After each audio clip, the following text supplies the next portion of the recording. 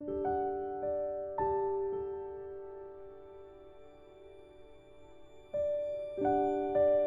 Animal Storybook, edited by Andrew Lang. Chapter 11. Stories about Bears.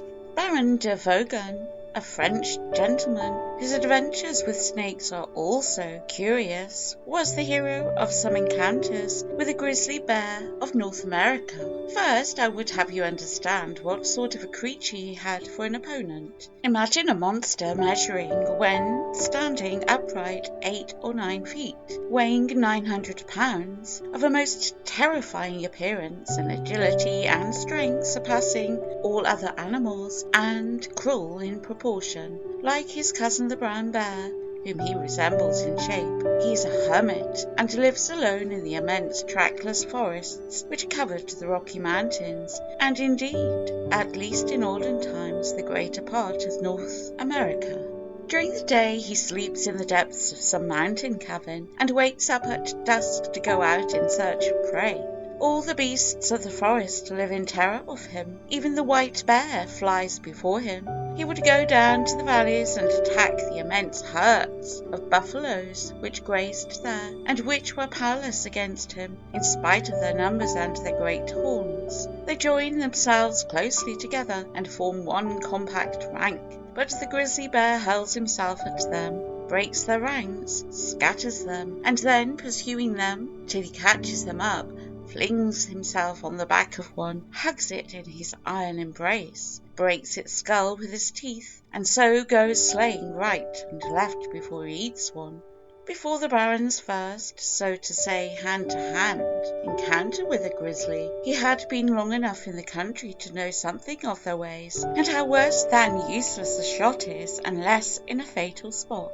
After the return to her tribe of Kahlua, a young Indian girl who had been his one human companion in many days of wandering, the Baron was left with only his mule Caddy for friend and companion, and naturally felt very lonely. He set his heart on getting to the top of the Rocky Mountains, at the foot of which he then happened to be. Their glittering summits had so irresistible an attraction for him that he did not stay to consider the difficulties which soon beset him at every step. No sooner did he conquer one than another arose, added to which the cold of these high regions was immense, and it constantly snowed. After 3 days he had to declare himself not only beaten, but so worn out that he must take a week's rest if he did not want to fall ill. First, it was necessary to have some sort of a shelter, and by great good luck he found just at hand a cavern in the rock,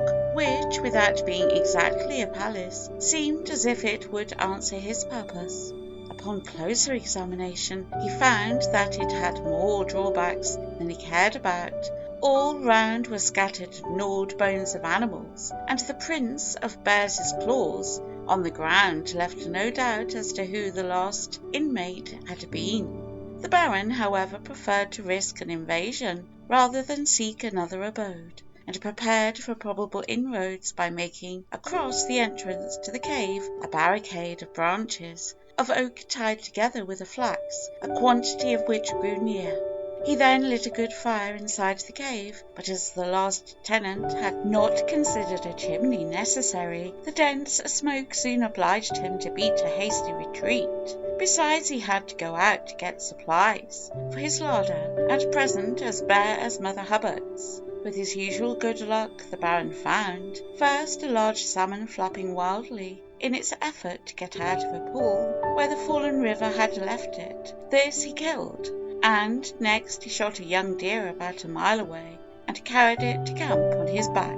In order to preserve these eatables, he salted some of them with salt that he had previously found in a lake near, and had carefully preserved for future use. He then dug a hole in a corner of the cave, putting a thick layer of dry hay at the bottom, and buried his provisions, Indian fashion, in order to preserve them. As it was still only 12 o'clock, the Baron thought he would spend the rest of the day in exploring the neighbourhood. First he examined the cave, which he found to be formed of big blocks of rock firmly joined together. Above the cave rose the cliff, and in front of it grew a fir tree, which served at the same time to defend the entrance and as a ladder to enable him to mount the cliff. As he could not take Caddy with him, he fastened him to the fir tree by his halter and girth joined together, so as to leave him plenty of room to graze. Then he put some eatables in his game bag and set off on a tour of discovery.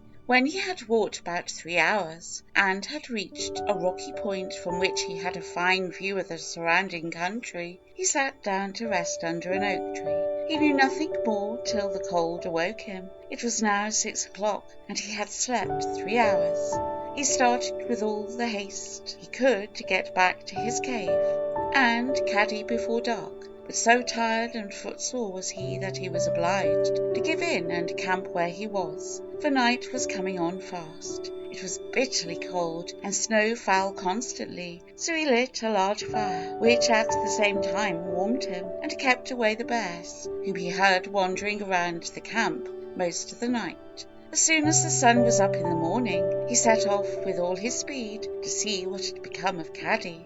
But though 15 miles is not much to bears sport of their prey, it is much to a weary and footsore man. And when he had hobbled to within half a mile of the camp, he saw that it was too late. The bears, whom he had driven away from his camp in the night with firebrands, had scented poor Caddy, and 4 of them were now devouring him, father, mother, and 2 cubs. Imagine his rage and grief at seeing his only friend and companion devoured piecemeal before his very eyes. His first impulse was to fire, but he reflected in time that there were 4 to 1, and that instead of avenging Caddy, he would only share his fate. He decided to wait on a high rock till the meal was ended. It lasted an hour, and then he saw the whole family set off to climb the mountain, from the top of which he had been watching them. They seemed to be making straight for him, and as it would be certain death to sit and wait for them, he slipped into a cranny in the rock, hoping that he might not be perceived. Even if he was, he would only be attacked by 1 at a time. He had not long to wait. Soon all 4 bears passed in single file, without smelling him or being aware of him.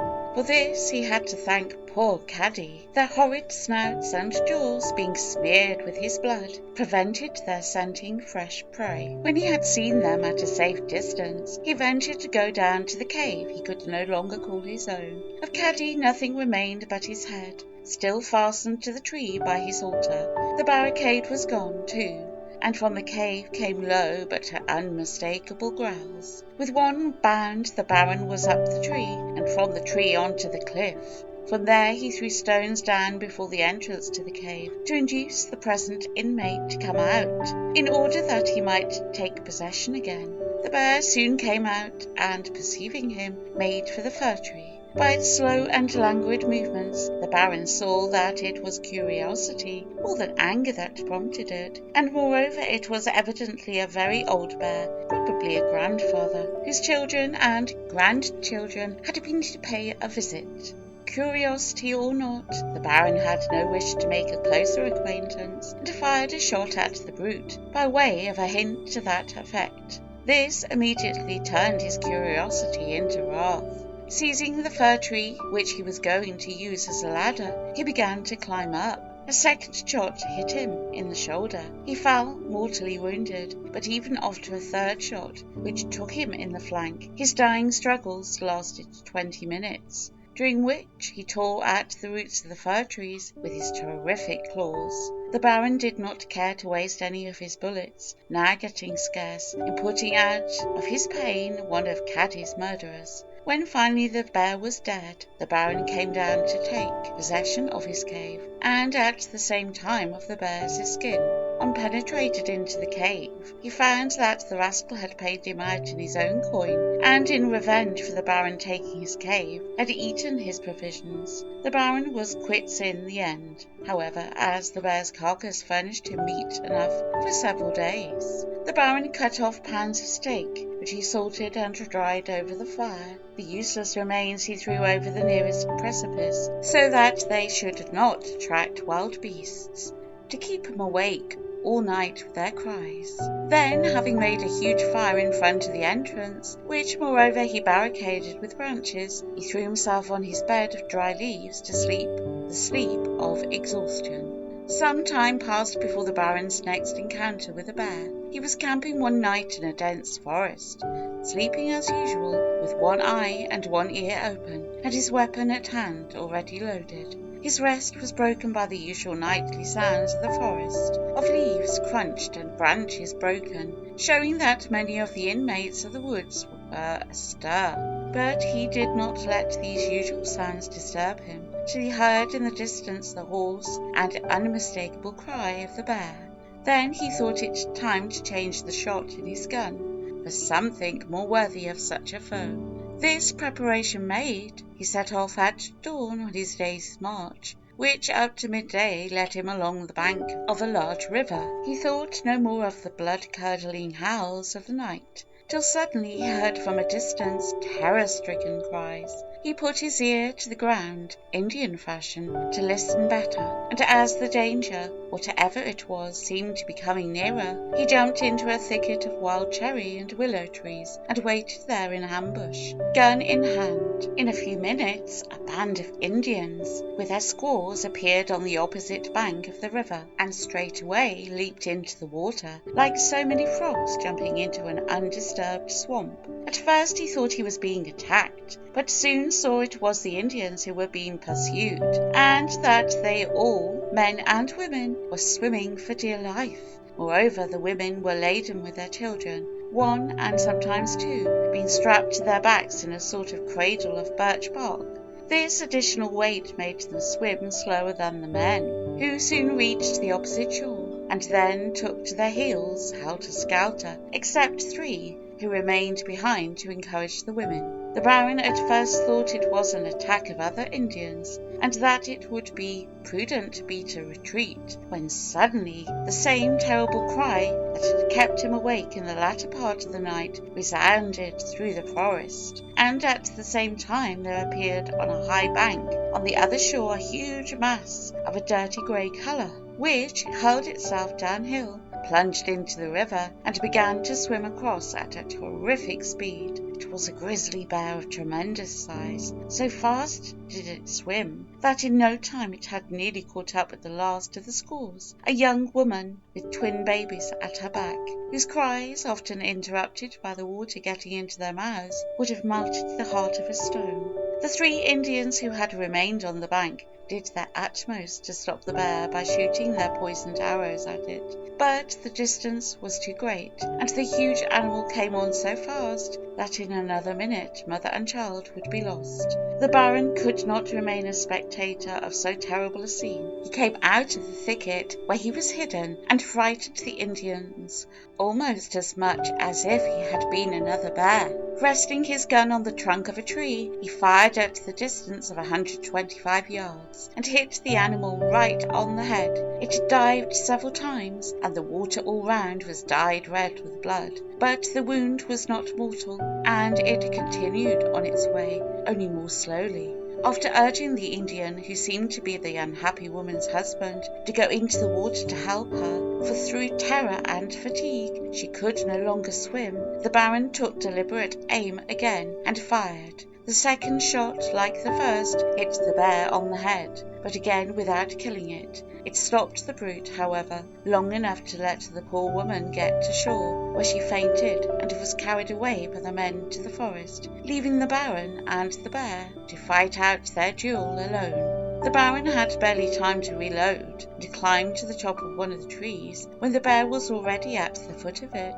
So near was he when he stood upright that the Baron could feel his horrid breath. Up to then the Baron thought that all bears could climb like squirrels. Fortunately for him, he was mistaken. Expecting to be taken by storm, he fired straight in the creature's face. The 2 balls took a different course. One went through the jaw and came out by the neck. The other went into the chest. The bear uttered a terrific roar, stiffened itself in a last effort to reach him, and fell heavily on its back.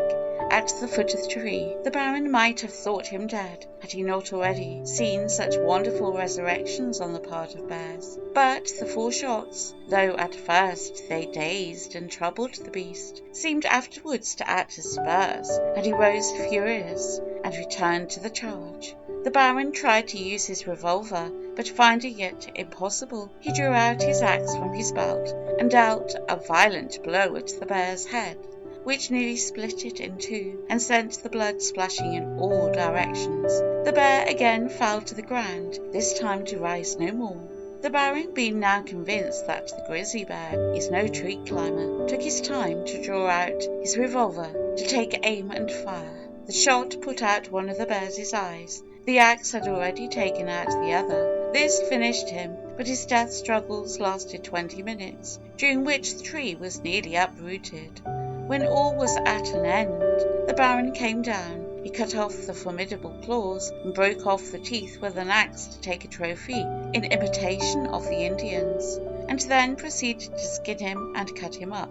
The Indians, who had been watching the combat at a safe distance, now came back enthusiastic. They surrounded them, the victor and the vanquished, and danced a war dance, singing impromptu words. The Baron, seated on the bear's carcass, joined in the chorus, but the Indians, not content with that, insisted on his joining in the dance as well. The rejoicing over, the Baron divided among the 20 Indians the flesh of the bear. About 15 pound or 20 pound fell to each. The skin he kept to himself, and the claws, of which the Indians made him a warrior's necklace, hanging it round his neck like an order of knighthood.